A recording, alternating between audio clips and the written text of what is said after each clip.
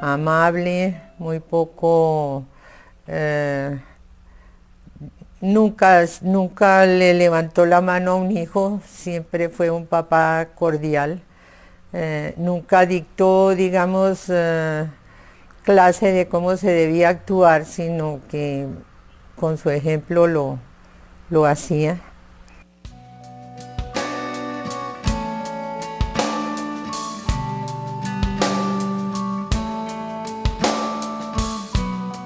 Él era una persona excelente, eso sí, un caballero a carta cabal.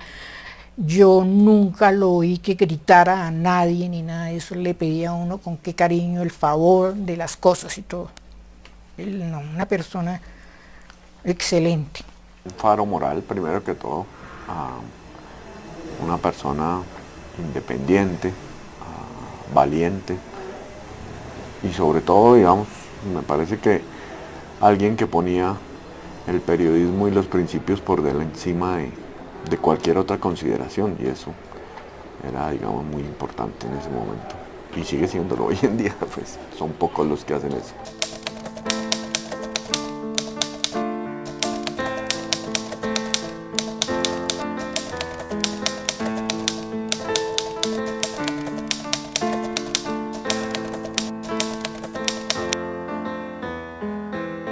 Guillermo Cano Izaza, el experimentado director del periódico El Espectador, en ese año, 1986, se había propuesto, como ningún otro periodista en el país, investigar a un pintoresco y extraño supuesto dirigente político antioqueño de nombre Pablo Escobar Gaviria. Entonces, Cano desempolva en los archivos del periódico una antigua foto de Pablo Escobar y la publica nuevamente. Un hombre completamente dedicado a su profesión, un hombre que lo que siempre trataba de hacer a través de sus escritos o a través de sus palabras era demostrarle o mostrarle a cada periodista que trabajaba con él o a cada persona que lo veía ahí, es que el periodista era un privilegiado, tener la oportunidad de tener un medio para decir lo que él pensaba y decírselo a millones de gente, millones de audiencias, pues eso implicaba una responsabilidad muy grande. Él me manifestaba sus inquietudes frente a los hechos que venían sucediendo en el gobierno y me decía, hable con el presidente y dígale esto. Es que me han informado de esto. Es bueno que el presidente se entere de estas cosas, ¿no? Y yo,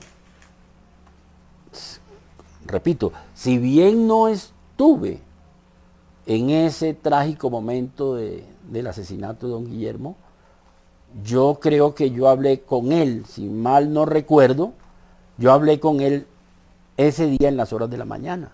Él estaba muy preocupado por lo que venía sucediendo. Pero básicamente todo comenzó ese episodio porque Pablo Escobar había llegado al Congreso y estaba haciendo en el Capitolio un foro contra la extradición. Y siempre aparecía en los medios. Entonces Guillermo Cano llegaba a la redacción del periódico y siempre decía, oiga, yo ese tipo lo he visto en algún lado, ese tipo debe tener una foto aquí con un escapulario, ese tipo debe estar en algún lado. En algún momento lo capturaron, en algún momento lo cogieron, ¿por qué no buscamos? Yo la recuerdo, decía Guillermo, decíamos, pero ¿cómo? Tenía, o sea, se le obsesionó con esa idea y duramos bastante tiempo buscándolo. Hasta que finalmente en el archivo del periódico, que no era muy ordenado, se encontró la foto de Pablo Escobar. Porque en ese momento, y ¿por qué era importante el hallazgo de la foto? Porque en ese momento se hablaba mucho de Pablo Escobar y de cómo era Pablo Escobar y de los rumores que había, pero nadie tenía certeza de que fuera lo que estábamos pensando que era un narcotraficante y un matón.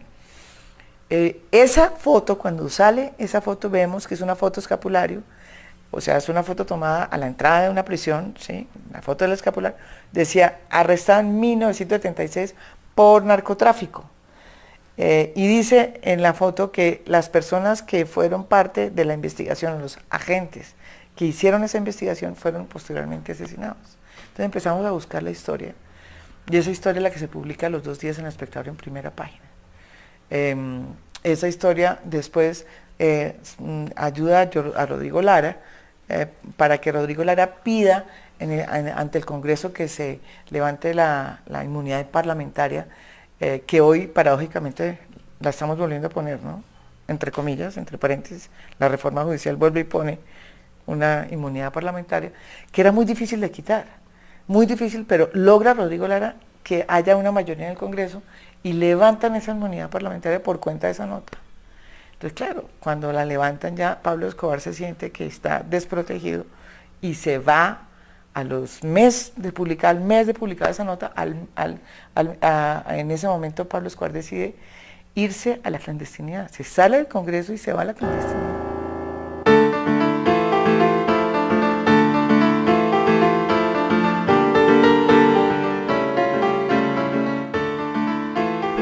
Muchas personas empezaron a señalarlo, o sea, a señalarlo directamente. Por supuesto, Guillermo Cano en El Espectador, o El Espectador en general. Rodrigo Lara Bonilla, el ministro de Justicia. Luis Carlos Galán. Y él, cuando ya se destapa el tema y que el país se da cuenta de que lo que está es al frente de un jefe de un cartel del narcotráfico y que el dinero proviene de la venta de cocaína a los Estados Unidos, el tema se vuelve nacional e internacional. Era frente a un gran delincuente, un gran criminal. Entonces él pasa de ser un hombre público y reconocido a ser un delincuente perseguido por las autoridades y se esconde prácticamente, ya asume un perfil distinto, que es cuando se desata la violencia. ¿Usted asegura que su dinero no es ilícito desde ningún punto de vista? Desde ningún punto de vista. Estamos siendo calumniados y agredidos por falsas informaciones y por palabras dañinas que lanzan contra nosotros nuestros enemigos políticos. Pablo Escobar inició su campaña política en 1983 bajo el amparo del parlamentario Jairo Ortega. El acondicionamiento de canchas de fútbol con sus respectivas torres de iluminación en los barrios populares le representaron un fortín electoral considerable, que después concluyó en semillero de sicarios.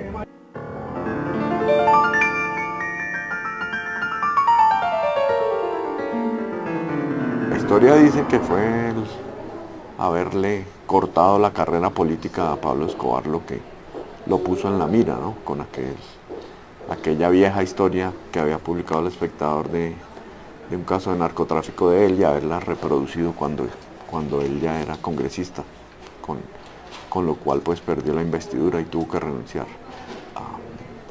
Pero digamos que eso no fue lo único, siempre en sus editoriales, en sus columnas, en el manejo también de la información del periódico, pues siempre digamos que tuvo presente el peligro que era para este país, pues que siguiera mirando para otro lado mientras surgía un fenómeno como el del narcotráfico. Yo creo que la suma de todo ese trabajo de tantos años pues fue lo que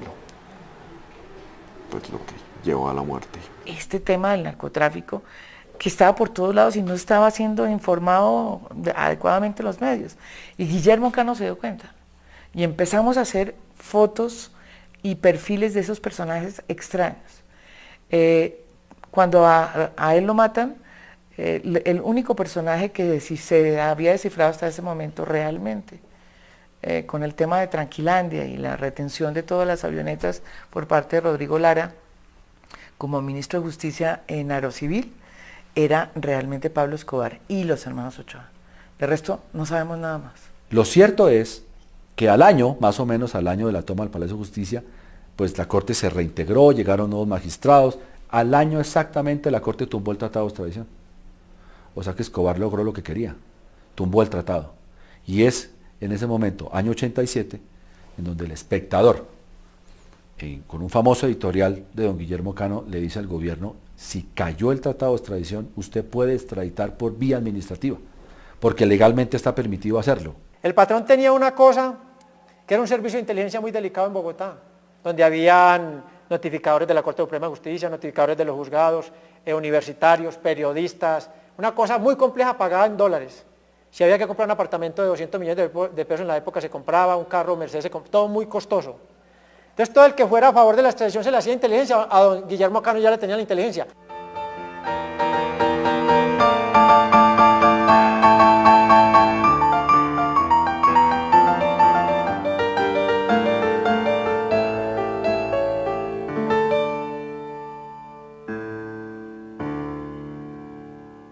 tema del narcotráfico, especialmente en las páginas del Espectador, fue permanente, recurrente.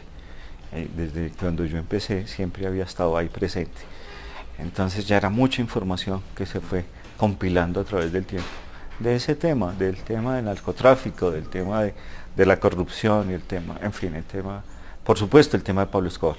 Empezamos a ver que había, que el Magdalena Medio era el sitio donde los narcotraficantes del cartel de Medellín se habían refugiado para hacer un ejército privado y tomarse el país.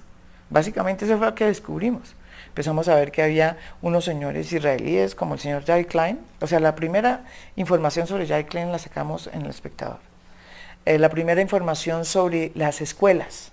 La primera información sobre cómo se estaba fraguando esa, digamos, esa especie de nueva nomenclatura de lo que después se llamó el narcoparamilitarismo, que no sabemos qué era en ese momento, la empezamos a hacer nosotros, los hermanos Henry Jesús Pérez.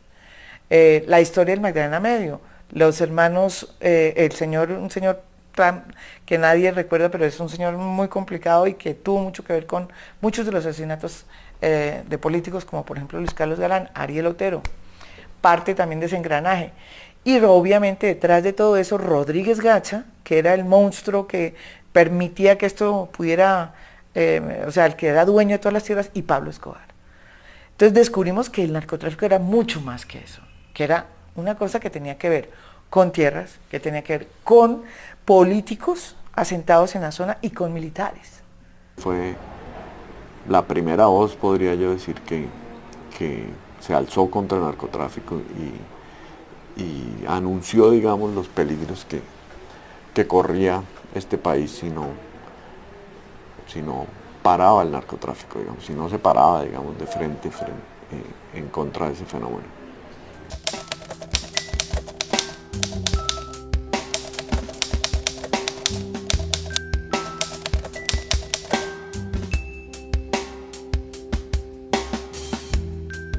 Guillermo era una persona tan convencida de lo que estaba haciendo que era a veces inútil pensar en que con lo que uno le dijera iba a cambiar de opinión o se iba a limitar en sus escritos.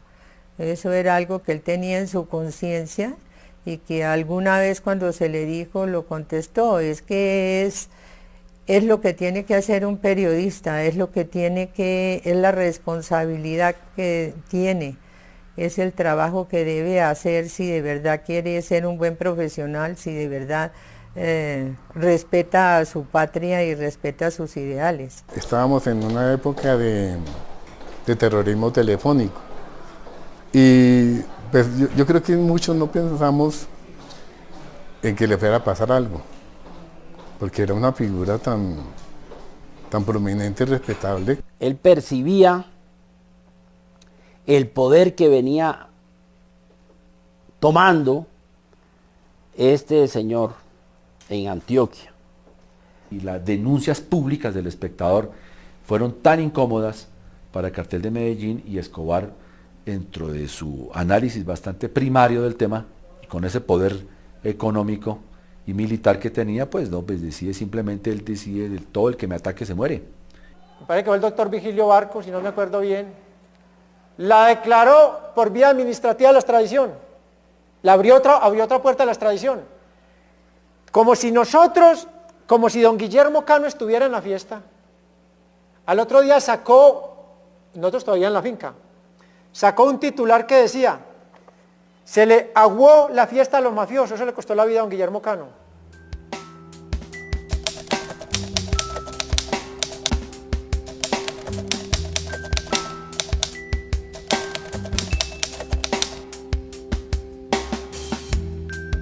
Los momentos previos fue la llamada de su cardiólogo, que estaba preocupado porque ese día habían asesinado en Miami a Amparo Hurtado, que era la corresponsal cultural del periódico.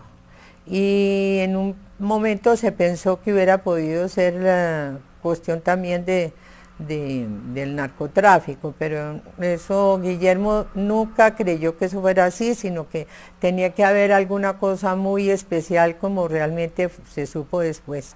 pero este médico me llamó a preguntarme qué opinaba Guillermo, si Guillermo estaba vigilado, si Guillermo tenía alguna seguridad, y en ese momento entró el hermano de Guillermo y mi hermana, que también eran un matrimonio, son un matrimonio los dos, y a decirme que a Guillermo le habían disparado saliendo del periódico. Mi oficina quedaba muy cerca a la oficina de la dirección, y cuando don Guillermo salía en la tarde, siempre había un portazo. El portazo era una señal de que el director estaba saliendo. No sé si porque estaba mal hecha la puerta o lo que sea, pero se oía muy fuerte el cierre de la puerta, y eso era un símbolo, una señal de que don Guillermo estaba saliendo del periódico. Estamos en ese corre-corre de cerrar el periódico, y ya cuando se han cerrado ya las páginas editoriales y quedan unas pocas, don Guillermo se fue. Y como era Navidad, pues nosotros pensamos que sonaron unas como voladores, o eso es lo que pensamos, fuegos pirotécnicos, pero era las balas. Yo me asomé a la ventana y el carro de don Guillermo estaba estrellado al frente de la avenida 68. Entonces yo dije, claro, era un atentado contra don Guillermo. Inmediatamente lo pensé. Desde aquí, desde la ventana, yo veo el carro y yo empiezo a bajar la escalera. Y no sé, me atravesé la avenida. Cuando antes de salir a la calle me encontré a Juan Guillermo, el hijo de don Guillermo, y Juan Guillermo me dijo, mi papá. No dijo más, sino dijo, mi papá. Y yo seguí corriendo y llegué hasta el carro. Alrededor del carro había una cantidad de gente, ya gente del periódico, había llegado fotógrafos, había llegado gente de la planta, no sé, no puedo recordar qué personas exactamente, pero nadie se atrevía como a moverlo. De un momento a otro llegó una persona que trabajaba en publicidad con un vehículo. Llevémoslo, trasladémoslo. Entonces yo me subo al vehículo, cojo a don Guillermo, que estaba sobre la cabrilla, la cabeza sobre la cabrilla, y me subo en la parte de atrás del vehículo, me ayudan a subir a don Guillermo y me lo ponen aquí en los brazos.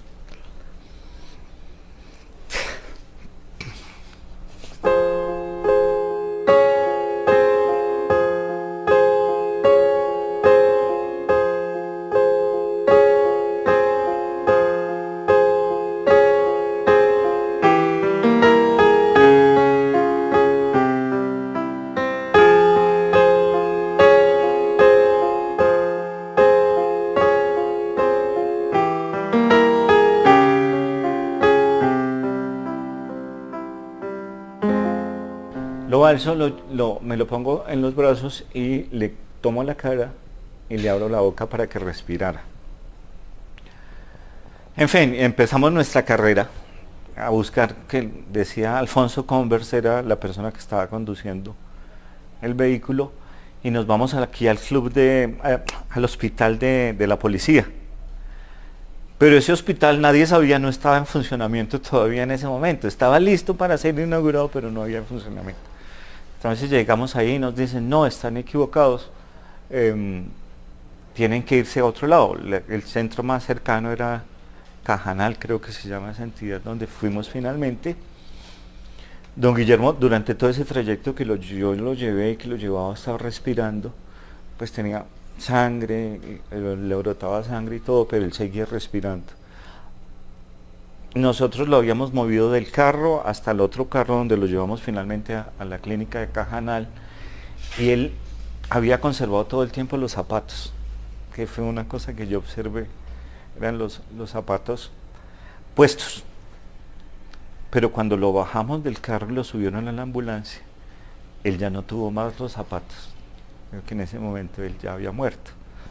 Nosotros, cuando llegó la noticia, nosotros nos miramos todos, pues, asombrados. Y muchos se nos llenaron los ojos de lágrimas. Y no pensamos que hubiera pasado eso.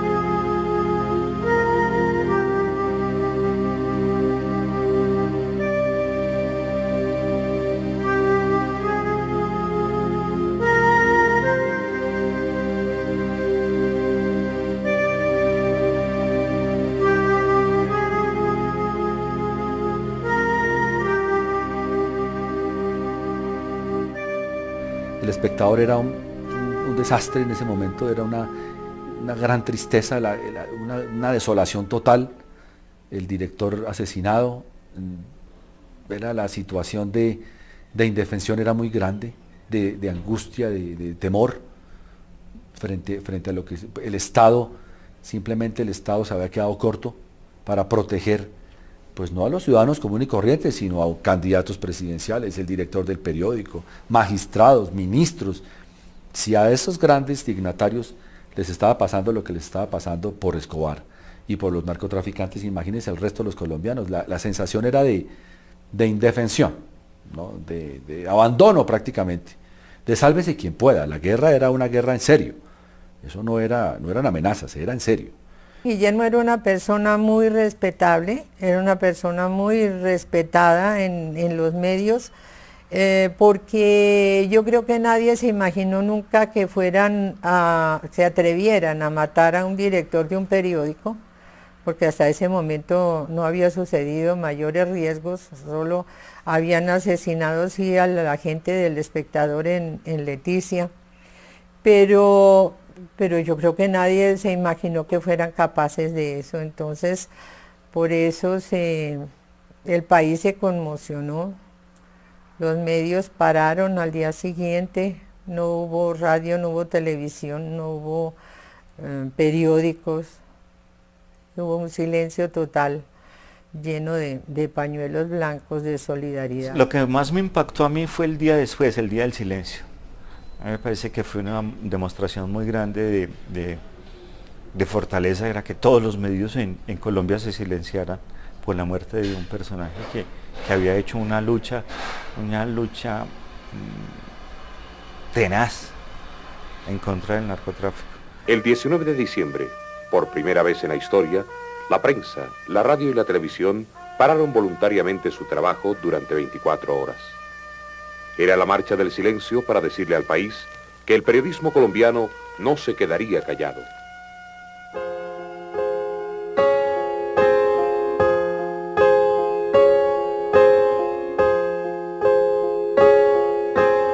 Desde el presidente hasta el último boxeador, todos los estamentos políticos, económicos. Yo estaba en el segundo piso y viendo tanto político y cari acontecido y triste, yo me puse a pensar cuántos estarán fingiendo, cuántos ponen cara de dolor, pero en el fondo están contentos de haberse quitado una piedra en el zapato. Y lo peor fue que el tiempo me dio la razón. Empezaron a llegar, no sé, políticos, generales, gente de la iglesia, una cantidad de gente que antes decía, este señor ¿por qué dice estas cosas? Este señor ¿por qué se mete conmigo? Este señor ¿por qué nos dice eso? Entonces, esas hipocresías todavía subsisten, claro. Hay una nota de él en su libreta de apuntes que hace una como parodia de lo que puede suceder en el Senado, y entonces hablan unos senadores con otros y se comenta lo que del momento está pasando, y ve uno ahí cómo fue lo que pasó 20 años después. Hace poco pues hemos visto que hay gran parte del Congreso metido en la cárcel, que hay gran parte de los senadores cuestionados, y es realmente lo que Guillermo escribió hace 23 años.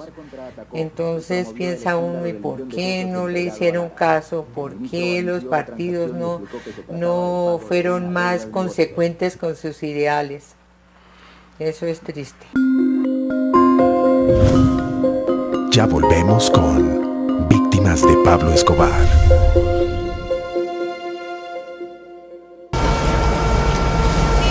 Esta era la Bogotá del trancón. Con el nuevo pico y placa. Esta es la nueva Bogotá. Menos aire contaminado, más salud, más vida. Una movilidad inteligente mejora nuestro ambiente. Secretaría Distrital de Ambiente. Bogotá Humana. Internet. Una palabra que lo cambió todo. cambió el concepto de lo imposible. Por eso ahora puedes tener amigos a los que nunca les has estrechado la mano, conocer lugares a los que nunca has ido, comprar cosas sin ir a una tienda o conocer música de lugares remotos. Y eso es gracias a que todos estamos conectados. Por eso se han eliminado fronteras, los idiomas ya no separan a nadie y las distancias ya no existen. A tal punto que ya no se trata de que alguien esté lejos, sino que esté desconectado, acercándolo todo.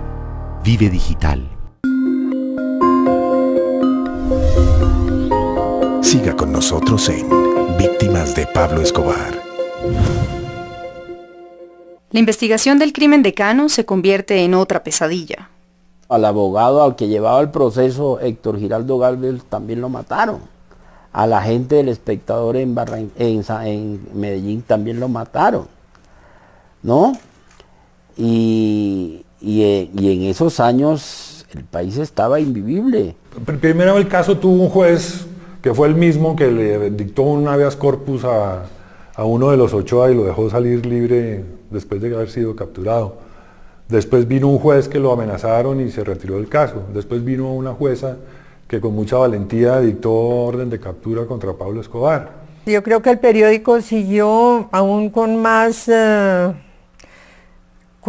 digamos, voluntad, tratando de averiguar qué había pasado, el por qué, y tratando de seguir advirtiendo que pues eso había sido una demostración del poderío de esta gente y del peligro que representaba para el país. Entonces el periódico continuó en su lucha, algunos lo siguieron, lo apoyaron, luego se fueron cansando, cosa que a mí también me parece respetable el miedo que puedan tener los demás. En esa época el abogado del periódico pidió que él quería ser el representante de la familia en el caso de Guillermo Cano. Nosotros después de mucho deliberar, pues le dimos carta libre y lograron avanzar hasta que aparecieron pues unos cheques de cuentas de Luis Carlos Molina Yepes, un empresario reconocido en Medellín, y empezó a moverse ese tema, ¿no? Pero al poco tiempo lo mataron. Justicia capturó en 1997 a Luis Carlos Molina Yepes y lo acusó de ser el pagador de los sicarios de Guillermo Cano. Ese 18 de febrero del 97, cuando se captura a Molina, el periódico El Espectador publica las identidades de los socios del pagador del magnicidio y resaltaba el nombre de Raúl Montoya Flores, dueño de licores Cañamar con sede en Santa Marta. Según la revista Semana, Raúl Montoya fue el jefe de campaña en el departamento del Magdalena del presidente Álvaro Uribe para su segundo periodo.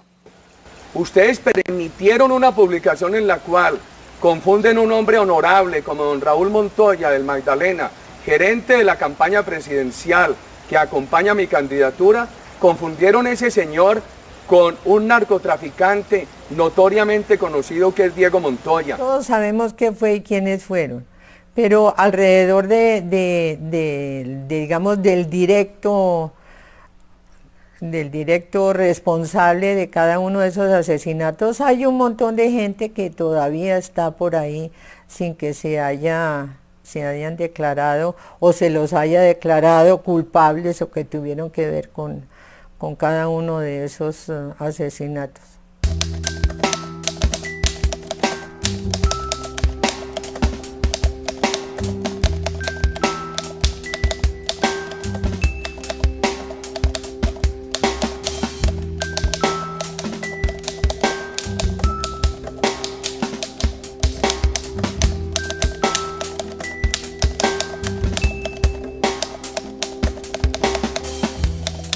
En esa época no había nada en Colombia o ningún proceso abierto contra ninguno de los extraditables. Juez o magistrado, el que abriera una investigación, porque en esa época no había fiscales, jueces de instrucción criminal, juez que abriera una investigación contra Pablo Escobar o Jorge Luis Chávez, que era hombre muerto. El coronel Ramírez, que fue el que descubrió Tranquilandia, le abrió una investigación a Jorge Ochoa y a Pablo Escobar, hombre muerto. El periodista del periódico El Espectador que está investigando la muerte del juez, hombre muerto. Y así le cuento 100 veces la que quiera. Como si lo anterior fuera poco, el 2 de septiembre del año 1989, meses antes de que fuera abatido Pablo Escobar, el criminal hace explotar una bomba en la sede del Espectador. Bueno, mis hijos no estaban en Colombia porque se habían tenido que exilar por amenazas. Y esas amenazas hicieron que tuvieran que salir de un día para otro. Se fueron para España, donde yo tenía mi familia que los acogió. Y ellos recibieron la noticia pues a través de los medios de comunicación, porque no nos dieron tiempo, sino que como todo es tan rápido ahora, ya ellos lo sabían cuando nosotros hablamos con ellos o cuando nos llamaron. Fernando, uno de ellos, Fernando, se vino ese mismo día. Nos devolvimos, yo llegué, no me acuerdo la fecha exacta, el 29 de agosto, una cosa así. El 2 de septiembre el recibimiento fue la bomba en el Espectador. Yo me estaba bañando porque yo tenía que trabajar ese día. Yo estaba en mi casa y estaba hablando con un amigo en el exterior. Y él me estaba preguntando sobre la situación en Colombia, preocupado, era un colombiano que estaba allá, vive allá, en el exterior. Me preguntaba sobre la situación del país, me dice, ¿cómo está? ¿Qué ha pasado? No, hombre, no, esto está invivible, hay bombas en Medellín, hay eso, y de pronto oigo el detonar de una bomba, 7:30, 8 de la mañana. Oigo el detonar de una bomba y le digo yo, una bomba estalló en este momento. No puede ser. Espérate un momento, pongo el radio, la bomba en el Espectador. Entonces yo de todos modos pues, terminé de vestirme y me fui a ver qué se podía hacer, a ver si había algún empleado, un compañero de nosotros que le hubiera pasado algo que afortunadamente no ocurrió. Yo no había vuelto al periódico, pero ese día cuando oímos el totazo de la bomba, pues fuimos con mi mamá a ayudar a reconstruir, pues a barrer escombros y cosas de esas.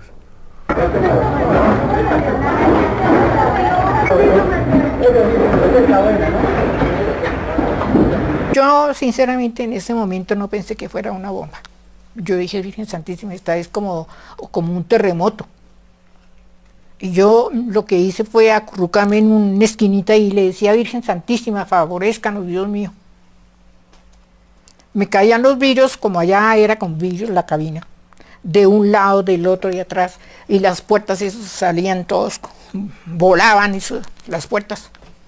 Cuando ya llegaron todos los de la defensa civil y todo eso, ya con camillas y todo eso, a revisar en las oficinas, a ver a qué personas habían y todo.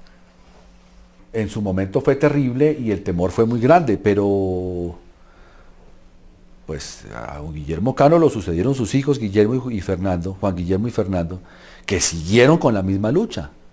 Siguieron con la misma lucha y eso hizo que Escobar entonces decidiera acabar con el periódico con una bomba. Entonces puso un camión lleno de dinamita para volar el Espectador y lo voló además. Lo voló fue que lo acabó. Y de entonces para acá el pobre Espectador empezó a tener problemas económicos muy graves porque Espectador simplemente, Pablo Escobar decidió fue destruir con una bomba al Espectador. Casi lo logra.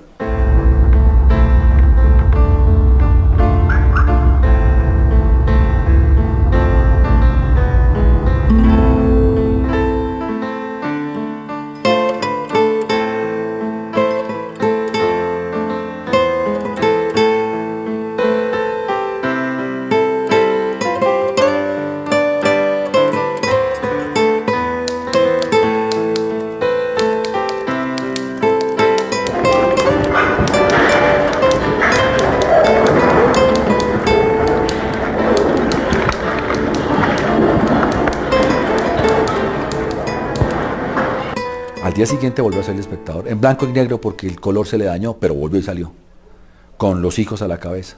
Las dificultades económicas fueron muy duras para el Espectador, hasta el punto que tuvo que vender buena parte de su participación al Grupo Santo Domingo, a Julio Mario Santo Domingo y su familia.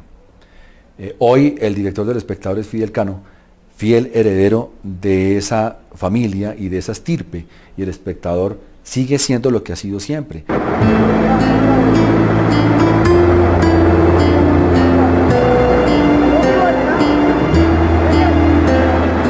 Al mismo día nosotros, lo que veía yo en el periódico ese, nosotros no podemos parar, nosotros no podemos permitir que este periódico deje de salir un solo día.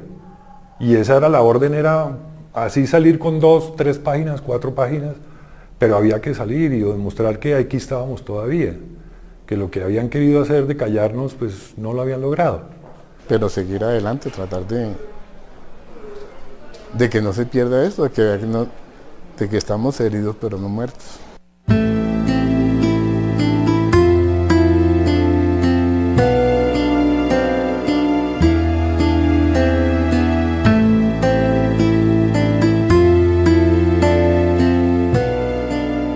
Pues cómo va a recibir uno esas noticias, y piensa uno, bueno, ¿y hasta cuándo?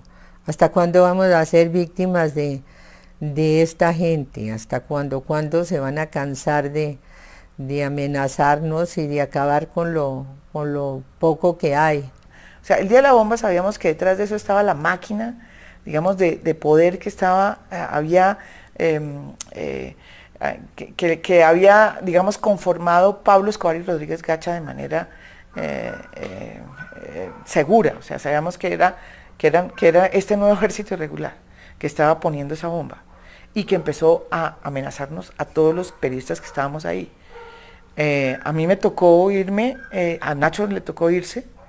A mí incluso me dijeron, llegaron a mi casa a decir, mire, a preguntar por mí, aquí vive la periodista tal y tal y tal, tanto que unos guardaespaldas de un vecino me llamaron, me dijeron, mire, están buscándola, llevan 2 días buscándola, y el DAS, General Maza, me llama y me dijo, usted se tiene que ir porque Rodríguez Gacha y digamos la máquina de Pablo Escobar Rodríguez Gacha la está buscando, váyase. Y 2 días antes de irme fue cuando, la última vez que yo vi a mi hermana, Silvia Duzán, yo me fui para Estados Unidos y al otro día asesinaron a mi hermana en Magdalena Medio. Los mismos que asesinaron es el mismo grupo que asesina a Luis Carlos Galán y que hace las matanzas de la UP y las masacres en Magdalena Medio.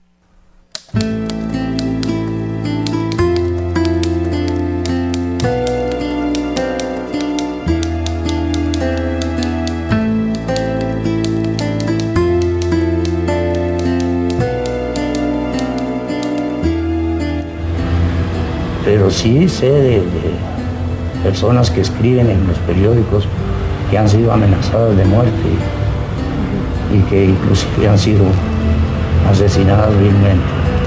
¿Eso afecta de alguna forma la libertad de prensa en Colombia? Pues claro, desde luego esa es una amenaza que tenemos los periodistas encima. Yo salgo aquí del periódico por las noches y no sé qué va a pasar. Pues. Hasta el momento la justicia no ha arrojado resultados de la participación del empresario Montoya en el crimen de Guillermo Cano o su relación con el cartel de Medellín. Falta mucho por investigar y creo que todavía es el momento de hacerlo. No es porque uno sea vengativo, sino simplemente para que esta clase de cosas no vuelvan a suceder. Vean, pues lo único que hemos pedido nosotros siempre durante todos estos 25 años es que se haga justicia, ¿no? Pues ya con los autores intelectuales pues no se podrá hacer porque no están. Pero por lo menos que se quede establecido qué fue, cómo fue, qué sucedió, que no prescriba hasta que no se descubra toda la verdad, ¿no? Ahora pues sí, ahí está el intento de revivir todos esos hilos que no se quisieron jalar en aquel momento y que las personas valientes que lo hicieron pues terminaron o asesinados o con familiares asesinados o en el exilio. Que ahí hay muchas cosas, hay unos actores intelectuales, pero ¿quién más estaba por ahí, no? Como en otros crímenes, como sucede con el magnicidio de Galán, ¿no? Ahí sí las cosas son por el lado del narcotráfico, pero había muchos aliados del narcotráfico en otros campos del país que no están, ¿no? Pero realmente pues no hay muchas esperanzas de que ahora 25 años y más después vayan a hacer lo que no se hizo en su momento.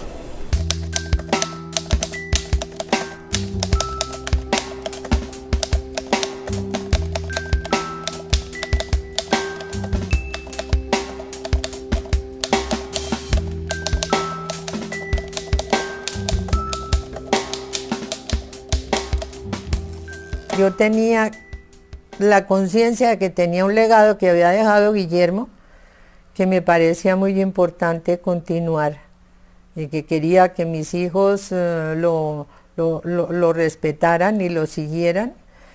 Y a pesar de todo lo que había sucedido, pensaba que este país merece arriesgarse por él. Todos sentimos en esta reacción del espectador la responsabilidad encima de todo el legado desde el fundador, pero por supuesto que el caso de don Guillermo Cano pues es mucho más cercano pero en el tiempo, pero además mucho más significativo pues porque le costó ni más ni menos que la vida. De manera que él sigue siendo, claro, un norte para todo el trabajo que hacemos acá. Y el espectador hoy está cumpliendo lo que don Guillermo Cano hubiera querido que se hiciera. Lo que era interesante de Guillermo Cano es que nos mostró y además nos hizo entender que lo que estábamos viendo era mucho más complejo que un simple narcotraficante, que detrás de Pablo Escobar había una estructura que tenía que ver con, o sea, que tenía relaciones profundas con el establecimiento. Eso fue lo que él nos mostró.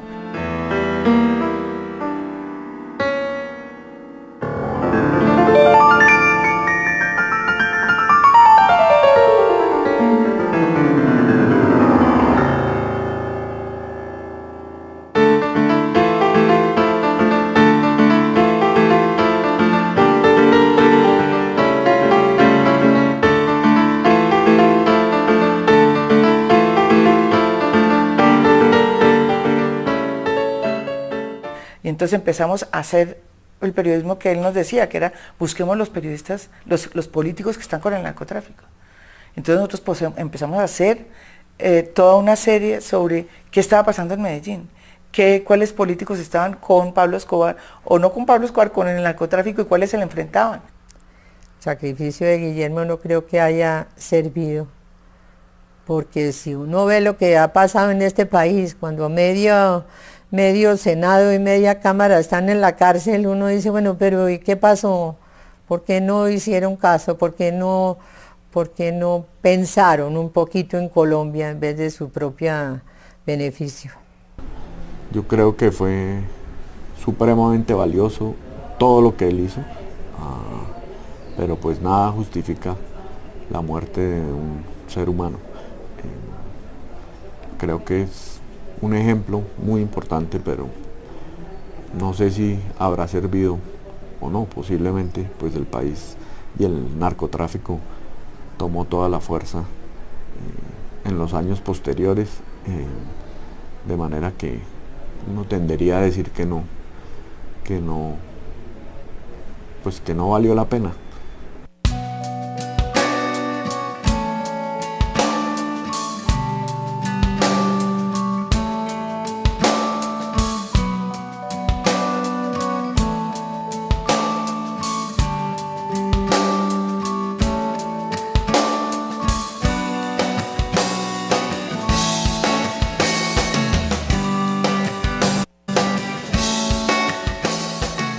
Guillermo Cano es un héroe. El Premio Mundial de Periodismo a la Libertad, el Premio Mundial a la Libertad de Prensa de las Naciones Unidas se llama Premio Guillermo Cano. A veces la gente no lo tiene tan claro. Afuera a nivel internacional se tiene más claro que en Colombia. De manera que eso es un orgullo, pues, principalmente para este país, que haya un colombiano que merezca semejante honor de tener el mayor premio, el premio más importante del mundo a la libertad de prensa. Pues es una cosa que luchó mucho la fundación que creamos con mi mamá y mis hermanos, y yo creo que pues digamos que es un reconocimiento de la prensa internacional a lo que significó y lo que significa Guillermo Cano, ¿no?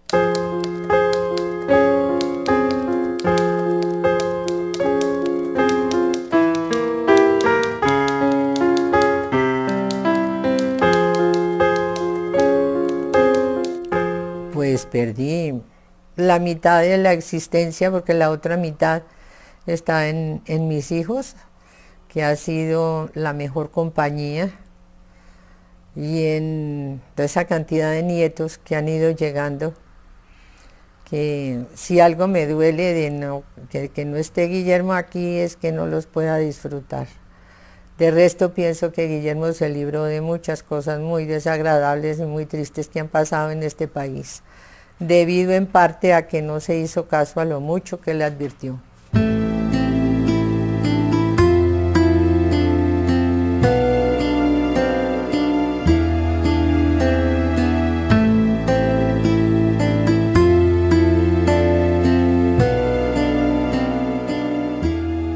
Se le metió el día en la cabeza, o sea, si a él no se le mete en la cabeza buscar la foto, pues nadie hubiera sacado la historia de Pablo Escobar, yo le aseguro. A él se le metió, y como tenía la independencia, o sea, una cosa que a mí me gustaba de Guillermo y del espectador es que siempre tuvo la independencia para pensar. Eso, por eso yo creo que en el fondo lo mataron.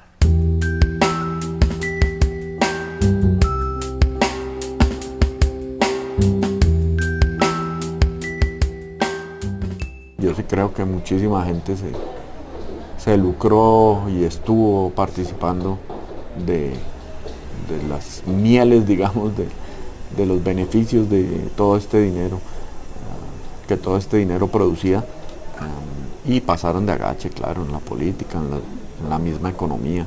Guillermo Cano fue, pues, públicamente fue un periodista ejemplar. Y en otra palabra, un papá que me faltó seguir conociendo. Sí, yo escribí una nota diciendo que si Guillermo Cano viviera, yo creo que se habría sorprendido de ver, por ejemplo, a un primo hermano de Pablo Escobar, aunque los primos hermanos no tengan nada, pero el solo hecho de que un primo hermano de Pablo Escobar hubiera llegado a la presidencia, a ser el asesor presidencial, el de cabecera, yo creo que a Guillermo Cano eso le hubiera parecido bastante sorprendente.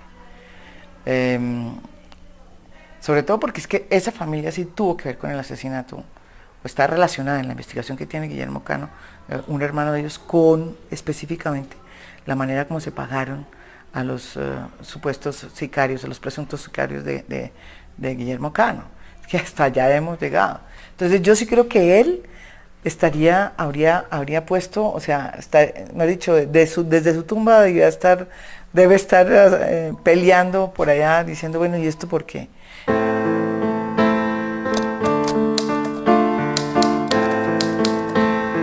Cano se marchó, le arrebataron su vida, pero grandes interrogantes quedan por resolverse. Preguntas que hoy en su columna Libreta de Apuntes estaría formulando el aguerrido periodista, el maestro, el hombre que advirtió al país sobre el monstruo que se le venía encima.